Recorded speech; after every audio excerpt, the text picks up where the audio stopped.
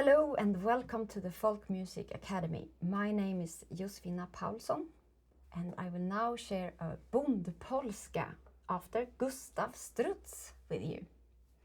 I have this tune after Olof Johansson, the great Olof. So I learned this by him.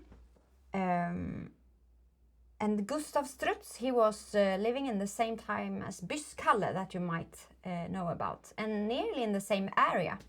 So on the border to Västmanland, but still on the Uppland side, unfortunately. And it's in tradition after Gustaf Strutz, but also the Sjödin line in the tradition.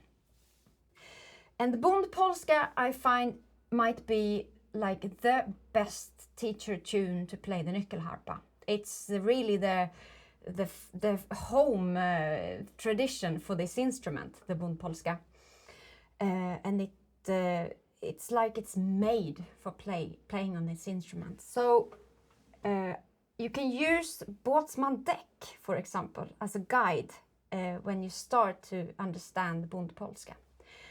It's an uneven polska, and it's following the pattern, quite strict also in this one, but only nearly.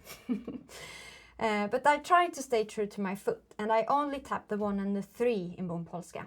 And what makes Bondpolska so magical is the lift on the 2.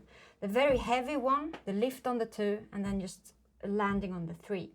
So I usually think of it as that the 2 hasn't got its own take-off point. It's like lifting straight from the 1. So it's 1, 2, 3, 1, 2, 3.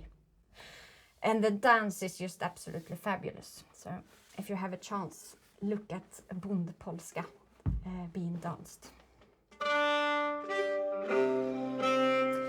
Yes!